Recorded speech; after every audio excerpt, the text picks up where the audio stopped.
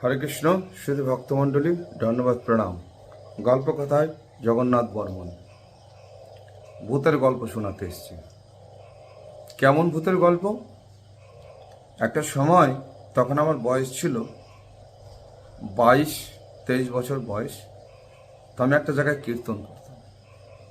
তো সেখানে কীর্তন করতাম, মানে সঙ্গীত জগৎ, কেবল সঙ্গীত জগতে প্রবেশ করেছি। তো সেখানে একজন খুব মহামানব ছিলেন। তিনি একটা খুব বড় গায়ক ছিলেন, বড় সুরকার ছিলেন। ওনার কাছ থেকে আমি তালিম নিতাম। সঙ্গীত কিভাবে গাইতে হয়, বাজনার সঙ্গে সঙ্গীত কিভাবে পরিবেশন করতে হয়, এই বিদ্যাটা শিখছিলাম। তো বছর দেড়েক ওনার সঙ্গে সাধনা করেছেন। তো সে ব্যক্তি দেখতে খুব সুন্দর ছিল, পরিষ্কার, খুব একটা লম্বা ছিলেন না, আর খুব মিষ্টি হাসি। ওনার গলার ভয়েসটা ছিল বড় মধুর, ওনার কণ্ঠটা ছিল খুব সুন্দর। মানে ইতিপূর্বে আমি যত কীর্তন শুনি, আমি তো কীর্তন শুনি, কীর্তন গাই, কীর্তন আমাদের শুনতে হয়। এক এক গায়কের গান কিরকম সেটা শুনতে হয় আমাদের। তো সে ব্যক্তির গলা ভেঙে গেছে। গলা ভেঙে গেলে কি হবে? ভাঙা গলায় কীর্তন করছে। ওহ, কি মধুর!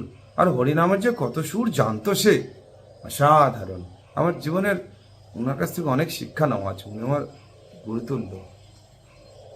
যদিও আমার কীর্তনের গুরু নবদ্বীপের শ্রীমতী রাধারানী, ওনার কাছে 3 বছর সাধনা করেছি।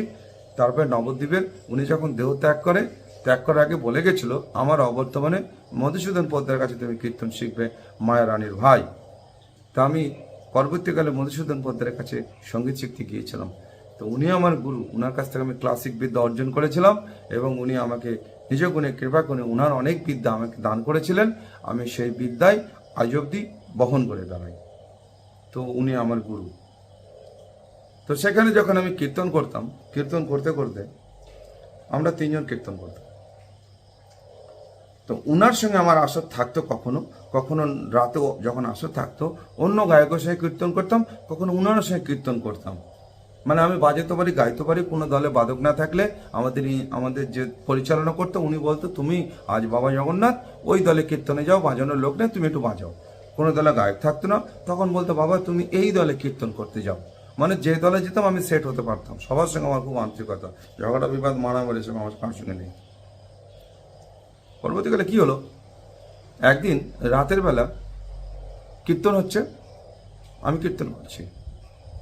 রাত আসরটা পড়েছিল 1টা থেকে, মনে হয় 1টা, 2টো, 3টে, 4টে, এই আসর।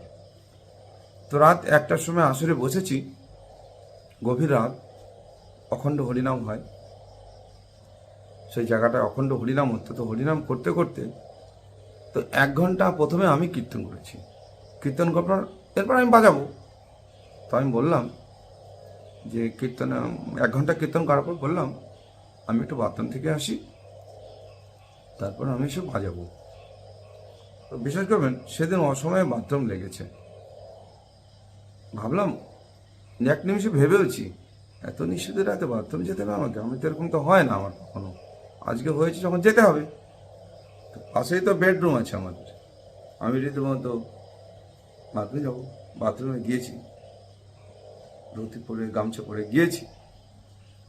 গিয়ে সেই বাথরুমটা একটু দূরে ছিল, 50 মিটার দূরে, কি 70 মিটার দূরে, এরকম একটু দূরে ছিল।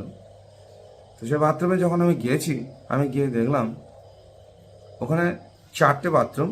4টার মধ্যে একটা বাথরুম আমার খুব পছন্দ, পরিষ্কার পরিচ্ছন্ন, ওটা ভালো, ওটা আমি ব্যবহার করি সবসময়ের জন্য। তো বাকি 3টে তো খালি আছে, স্নানের ঘরটা খালি আছে। তো আমি ওখানে তো যাইনি, প্রথমে বাথরুমে গেছি। গিয়ে দেখলাম বাথরুমের মধ্যে কোনো এক ব্যক্তি আছে, জল চলছে, শব্দ হচ্ছে, আমি বুঝতে পারছি। আমি কিছুক্ষণ দাঁড়ালাম। দাঁড়াতে দাঁড়াতে আমার 10টা মিনিট টাইম অতিবাহিত হয়ে গেল।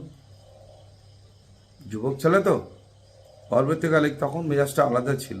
তখন কি বললাম, তুমি কে আছো বাথরুমে? তাদের বেরাও, খোলো বাথরুম। জলের শব্দটা বন্ধ হয়ে গেল। কিছুক্ষণ পরে দেখি, 2-1 মিনিট দাঁড়ালাম ভদ্রতার সঙ্গে, পুনরায় জলের শব্দ শুরু হলো। আমার সন্দেহ হলো যে এখানে একটা কিছু ঘটনা ঘটছে, কেউ একটা আছে। আবার যখন ধমকি দিলাম, দরজা খোলো, আমি বাথরুমে যাবো, দরজাটা আমি ঠেললাম, ওমা, দেখি দরজা খুলে গেল। আর দরজা যেই খুলে গেল, আমার তো একটা ছোট টর্চ ছিল, সেই টর্চটা জ্বালিয়ে দেখি না, বাথরুমে তো কেউ ছিল না, বাথরুম পুরো শুকনো। কোনো মানুষ যে বাথরুমটা ব্যবহার করেছে এটা মনে হচ্ছে না। তখন আমি দেখলাম ভাবটা একটু আলাদা। হ্যাঁ, একদম সত্য ঘটনা, আমার নিজের চোখে দেখা ঘটনাটা। আমার খুব সন্দেহ হলো যে বাথরুম তো ব্যবহার করছিল, 10টা মিনিট 12টা মিনিট দাঁড়িয়ে আছি, আমি 2-3 বার ডেকেছি, জলের শব্দ হয়েছে, জল বন্ধ হয়েছে, এখন বাথরুমে কেউ নেই। তখন আমি কি করলাম, সঙ্গে সঙ্গে চলে গেলাম। ওখানে একজন আমাদের মানে যে আমাদের দেখাশোনা করতো, ওনার বয়সটা ভারী ছিল, বয়স হয়েছিল 70 বছর মতো বয়স। ওনাকে গিয়ে বললাম যে পুরো ঘটনাটা বললাম ওনাকে ডেকে। পুরো ঘটনাটা বলার পর উনি আমাকে বলল, দাদু দাদু বলতাম, চলো তো। দাদু আমার সঙ্গে সঙ্গে গেলেন, বয়স্ক মানুষ, লাঠি নিয়ে গেলেন। গিয়ে ঘটনাটা উনি ঘুরে দেখলেন, দিয়ে বললেন, তুমি বাথরুমে যাও, আমি বাইরে দাঁড়িয়ে আছি। তাই আমি বাথরুমে গেলাম, তো উনি আমার জন্য বাইরে অপেক্ষা করলেন। করার পর আমি বেরিয়ে আসলাম, রীতিমতো স্নান টান করলাম। সময় কিন্তু অনেকক্ষণ হয়ে গেল, আধা ঘন্টার উপরে সময় নষ্ট হলো। ঘটনা একটা ঘটেছে যেহেতু, তো আমি দাদুকে জিজ্ঞেস করলাম, আচ্ছা দাদু, এই যে ঘটনাটা ঘটলো, এর ব্যাপারটা কি? দাদু বলল, এটা নিশ্চিত ভূতের কারবার, এখানে ভূত আছে, এই বাথরুমে ভূতের আনাগোনা আছে। এই ধরনের কথা তোমার আগে ইতিপূর্বে অনেকেই আমাকে বলেছে, আমি অনেকের কাছে শুনেছি, এবং অনেকে রাতে বাথরুমে আসতে ভয় পায়।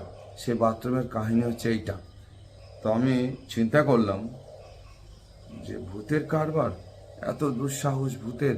তখন বাচ্চা বয়স আমার গায়ে যতই শক্তি থাকুক দাদা, ওটা দেখা যায় না, মনের ভেতরে ভয়টা কাজ করে, গা ছমছম ছমছম করে। ভাবলাম এই বাথরুমে আর রাতে আসবো না। আমি তারপর থেকে সেই বাথরুমে আর রাতে যেতাম না কখনো, রাতে বাথরুমে যাই না কখনো। তারপরে গেছি কিনা আমার মনে নেই, আর যদিও বা গিয়ে থাকি আমি লোক নিয়ে যেতাম, খুব সাবধানতা অবলম্বন করতাম। তো অজান্তে বাড়ির চারিপাশে দেখবেন, কখনো ভাববেন না নিশ্চিত ওই জায়গাটায় ভূত আছে। এটা ভুল, এটা ভুল। ভূত বাড়ির আশেপাশে থাকতে পারে, আনাচে কানাচে থাকতে পারে। ভূতের কীর্তিকলাপ হয়, দেখবেন কোনো কোনো নতুন জায়গায় গেলে গা ছমছম ছমছম করে। জানবেন গায়ের রোম যদি খাড়া হয়ে যায় আপনার কোনো জায়গায় অকারণে, সব ভালো আসলেন, হঠাৎ একটা জায়গায় গিয়ে রোম খাড়া হলো, জানবেন ওখানে কোনো দূষিত আত্মা আছে, আনাগোনা করছে। তো সে বাথরুমটা এখন আর নেই, ভেঙে চড়ে ঘুমিয়ে দিয়েছে, সব এলাকা পরিবর্তন হয়ে গেছে, আর চেনাই যাবে না। ভূত যে কোথায় গেল, আমি তো বসে বসে তার জীবনীটা বলছি টেলিকাস্ট। ওকে, হরে কৃষ্ণ। এ হচ্ছে নিজের চোখে দেখা ভূতের গল্প।